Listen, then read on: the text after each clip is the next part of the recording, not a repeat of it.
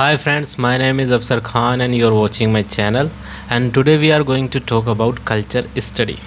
वैसे culture study पर एक वीडियो बेसिक वीडियो मैं पहले ही बना चुका हूँ। अगर आपने नहीं देखी है तो आई बटन पर क्लिक करके वो वीडियो देख सकते हैं या फिर डिस्क्रिप्शन से लिंक के थ्रू वो वीडियो देख सकते हैं। उसे देखकर आपको ये आइडिया हो जाएगा कि कल्चर किसे कहते हैं और कल्चर स्टडी क्या होती है। और अगर आज की वीडियो की बात करें तो ये वीडियो स्पेशली नेट एग्ज़ाम को ध्यान में रखते हुए मैं बना रहा हूँ, तो ये वीडियो थोड़ी लंबी और डिटेल हो सकती है, तो आप वीडियो के साथ साथ अपने नोट्स भी बना सकते हैं।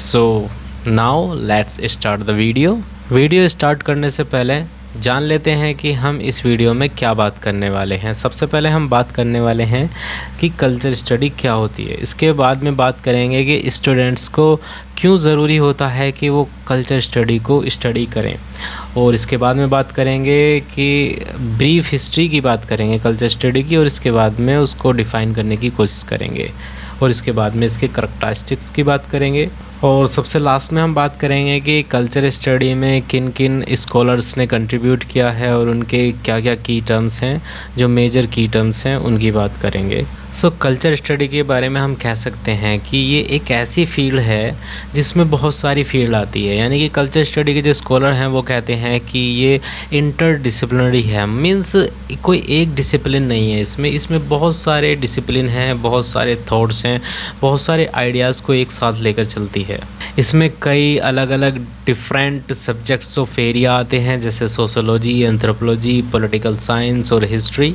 ये स्टडी का एक ऐसा तरीका है जिसमें ये सर्च किया जाता है कि कोई भी जो कल्चर है सोसाइटी में वो किस तरह से कंस्ट्रक्ट होता है, किस तरह से वो ऑर्गेनाइज होता है और किस तरह से वो बदलता है समय के साथ साथ में, और डेली लाइफ में ये किस तरह से किसी भी इंसान को इफ़ेक्ट करता है।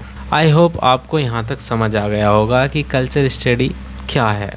इसके बाद में सवाल ये उठता है कि why do literature students need to know about culture studies, कि एक लिटरेचर के स्टूडेंट को क्यों ज़रूरी है कल्चर स्टडी को पढ़ना। पहली बात तो ये है कि हम आसानी से देख सकते हैं कि बहुत सारी यूनिवर्सिटीज़ के सिलेबस में कल्चर स्टडीज़ है, इसलिए स्टूडेंट्स को वो पढ़ना पड़ता है। हम इंग्लिश के बारे में जानते हैं तो इंग्लिश के जो सिलेबस में ये चीज़ें इंक्लूड की गई हैं, और क्यों की गई हैं ये देखते हैं।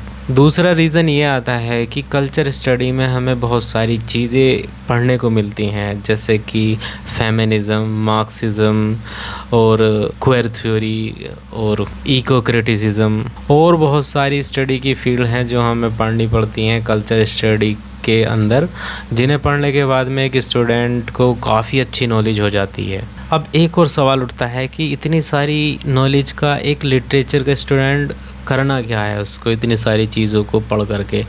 एक लिटरेचर के स्टूडेंट को जब कोई बुक मिलती है या फिर पीस ऑफ वर्क वो पढ़ता है तो उसे अंडरस्टैंड करने के लिए इन सारी चीज़ों की ज़रूरत पड़ती है।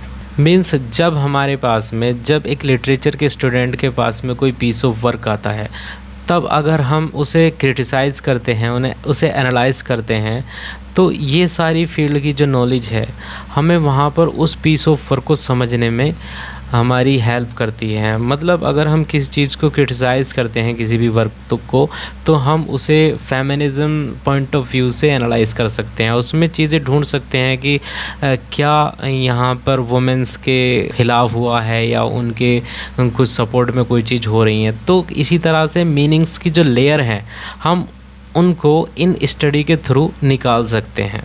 मतलब जिस एंगल से हम किसी भी पीस ऑफ वर्क को देखते हैं, उसे समझने की कोशिश करते हैं, उसमें से वैसी ही चीज़ें निकल कर आती हैं। फॉर एग्ज़ाम्पल अगर हम मार्क्सिज़म पॉइंट ऑफ व्यू से किसी भी पीस ऑफ वर्क को स्टडी करते हैं तो उसमें से हमें उस कंट्री की, उस टाइम के लोगों की इकोनॉमिक कंडीशन हम समझ सकते हैं। अगर हम फेमिनिज़म पॉइंट ऑफ व्यू से उसी वर्क को पढ़ते हैं तो वहाँ पर हमें वुमेन की कंडीशन देखने को मिलती हैं। इसी तरह से दूसरी भी जो थ्योरीज़ हैं उन सब के एंगल से हम जब एक पीस ऑफ वर्क को पढ़ते हैं या उसे समझने की कोशिश करते हैं, एनालाइज़ करते हैं, उसको क्रिटिसाइज़ करते हैं, तो अब देखेंगे कि बहुत सारी अलग अलग मीनिंग्स, उसके अलग अलग पर्पस, उसके अलग अलग उसमें से लेयर्स जो हैं वो मीनिंग्स की, वैल्यूज़ की, वो निकल कर आएंगी। सिंपल शब्दों में कह सकते हैं कि जैसा चश्मा होता है वैसी ही दुनिया होती है।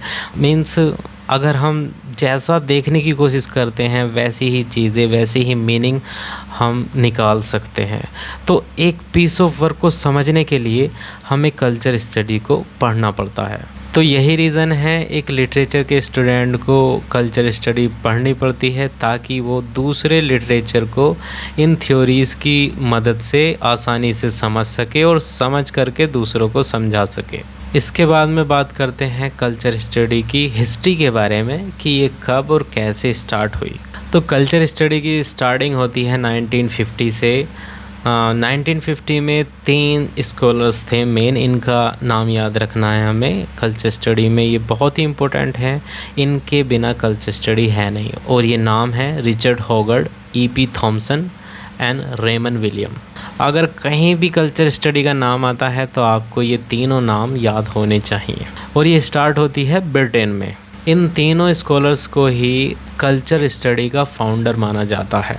और क्या वजह रही कल्चर स्टडी के स्टार्टिंग के पीछे?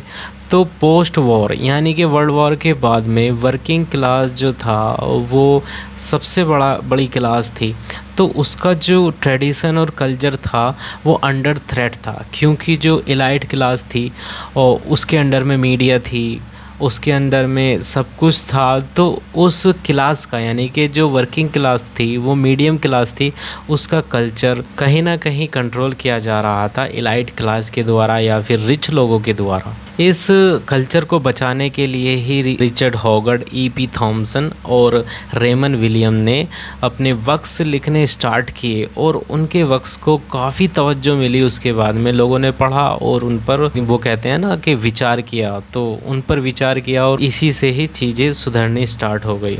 और इन तीनों ने ही मिलकर, स्पेशली रिचर्ड हॉवर्ड ने centre for contemporary cultural studies at Birmingham university की स्थापना की, उसको इस्टेब्लिश किया 1964 में। ये बात ध्यान रखना, ये बहुत ही इम्पोर्टेंट है, कई बार एग्ज़ाम में आता है और आ भी चुका है। तो रिचर्ड हॉवर्ड ने 1964 में CCS को इस्टेब्लिश किया। मीन्स CCS इसकी शॉर्ट फॉर्म है। तो वहाँ पर वो हायर किए गए इंग्लिश डिपार्टमेंट में एज ए प्रोफेसर। ये यूनिवर्सिटी बर्मिंघम में थी। इसके बाद में उन्होंने स्टुअर्ट हॉल को वहाँ पर हायर किया। स्टुअर्ट हॉल पहले ही अपना एक वर्क पब्लिश करा चुके थे पैडी वेनल के साथ में मिलकर के। जो वर्क था वो था द पॉपुलर आर्ट इन 1964 में। इसके बाद में एक स्कॉलर का और नाम आता है जो इससे एसोसिएटेड है, इस स्कूल ऑफ थॉट से जुड़ा हुआ है, वो है एंटोनियो ग्राम्सी का। ये एक इटालियन मार्क्सिस्ट थे, तो इन्होंने मार्क्सिज्म के बारे में लिखा। तो बहुत जल्द ही ये सेंटर जो है वो फेमस हो गया और एक ऐसा सेंटर बन गया जहाँ पर सभी रिसर्चर, स्कॉलर्स आते थे और ब्रिटिश कंटेम्प्रेरी कल्चर को क्रिटिसाइज़ करते थे। ये सब चीज़ें 1960 से 1970 तक चली और इन सब चीज़ों का ब्रिटिश एकेडमिक और कल्चरल लाइफ पर बहुत ज़्यादा इफ़ेक्ट हुआ, यानी कि प्रभाव पड़ा।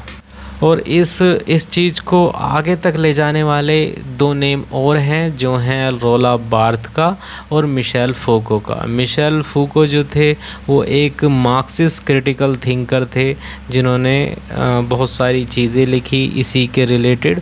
और रोला बार्थ की जो बुक है वो है माइथोलॉजीज़, जो 1957 में उन्होंने पब्लिश कराई, जो कल्चर स्टडी के अंडर आती है, मतलब कल्चर स्टडी के से रिलेटेड है। इस वीडियो में मैंने जो भी राइटर या वर्क मेंशन किए हैं वो सारे के सारे कल्चर स्टडीज़ से रिलेटेड हैं कहीं ना कहीं, तो आप उनको नोट डाउन कर सकते हैं। और अगर बात आए कि कल्चर स्टडी को डिफ़ाइन करने की, तो एक स्कॉलर हैं टॉबी मिलर नाम के, उन्होंने लिखा है cultural study is a tendency across disciplines rather than discipline itself.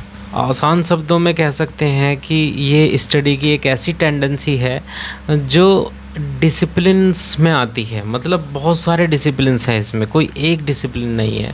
बहुत सारी चीज़ें लेकर के चलती है, बहुत सारी थॉट लेकर के चलती है कल्चर स्टडी अपने साथ में, कोई एक चीज़ नहीं है। या फिर कह सकते हैं कि कल्चर स्टडी इन्वेस्टिगेट करती है उन तरीक़ों को जिसमें कल्चर किस तरह क्रिएट हुआ, किस तरह ट्रांसफॉर्म हुआ, या फिर किसी भी इंडिविजुअल का एक्सपीरियंस क्या रहा उसकी डेली लाइफ में, उसके सोशल रिलेशनशिप में, और इन सब से अलग उसका जो रिलेशंस है पावर का, या पावर का जो रिलेशंस है उसके साथ में, ये सब चीज़ें इन्वेस्टिगेट करती है कल्चर स्टडी।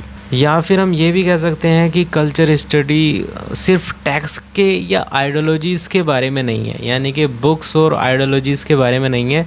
ये बारे में है हिस्टोरिकली जो चीज़ें हैं वो किस तरह से बिल्ड होती हैं, या फिर समय के साथ में वो कैसे चेंज होती हैं, और जो पावर है उसका रिलेशन किस तरह से रहा सोसाइटी से, और सोसाइटी में जो पावर स्ट्रक्चर है वो किस तरह से सोसाइटी से को रूल करता है, या फिर उसका किस तरह का कनेक्शन है सोसाइटी से। ये सब चीज़ें कल्चर स्टडी में आती हैं।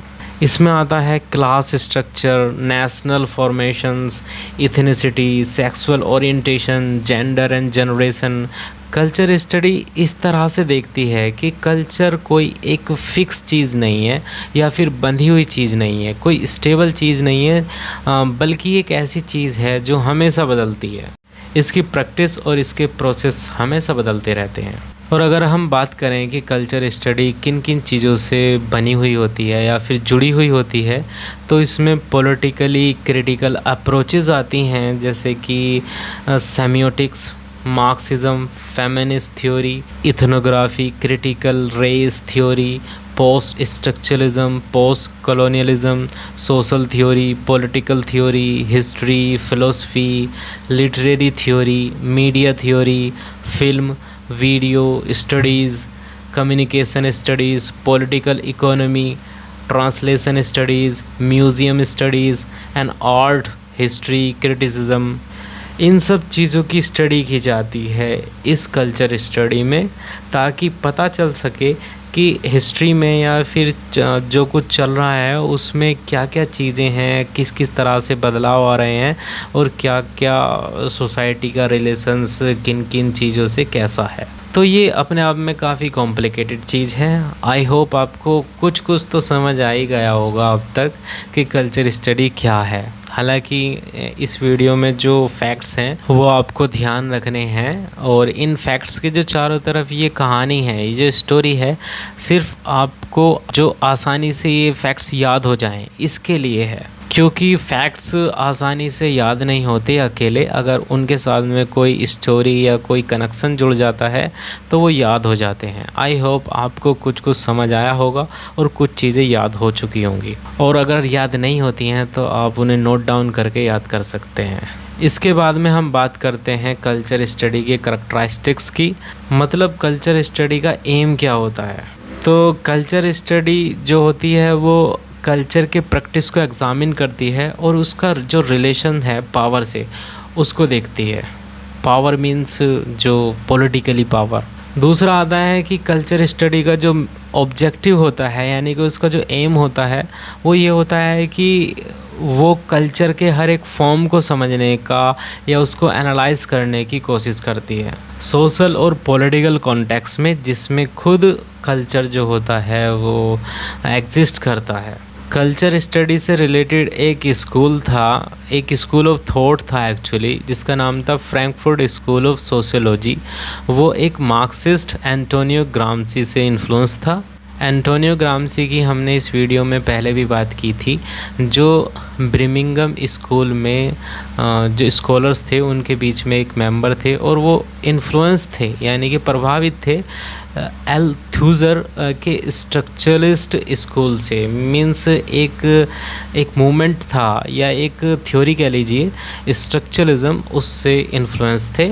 अब बात करते हैं लिटरेरी स्कॉलर्स की जो रिलेटेड हैं कल्चर स्टडी से। सबसे पहले नाम आता है मिखाइल बख्तिन का, जो 1895 से 1975 तक थे। बख्तिन रशियन लिटरेरी हिस्टोरियन थे, क्रिटिक्स थे, फ़िलोसफ़र थे और सबसे बेहतर जाने जाते हैं अपनी थ्योरीज़ के लिए जो लैंग्वेज और नॉवल के बारे में थी। इन सब स्कॉलर्स और क्रिटिक्स की अलग से एक वीडियो मैं बनाने वाला हूँ जो भी कल्चर स्टडी अंदर आते हैं। इसके बाद में दूसरे राइटर हैं रोला बार्थ जो 1915 से 1980 तक रहे, और इसके बाद में हैरोल्ड ब्लूम जो 1930 से आई थिंक अभी भी हैं, मुझे पता नहीं। और जो तीन हैं उनको तो याद रखना ही है, वो हैं रिचर्ड हॉवर्ड, E.P. थॉमसन और रेमन विलियम। तो ये तीन ज़रूरी याद रखने हैं, और ये जो तीन हैं उन्हें चाहो तो भूल जाओ, नो प्रॉब्लम, लेकिन ये ज़रूर याद रखने हैं। सो फ्रेंड्स, आपको ये वीडियो कैसी लगी आप कमेंट बॉक्स में लिख सकते हैं। आपके सजेशंस हैं तो आप वहाँ पर दे सकते हैं। सो फ्रेंड्स, इस वीडियो में इतना ही। Thanks for watching me. Have a nice day.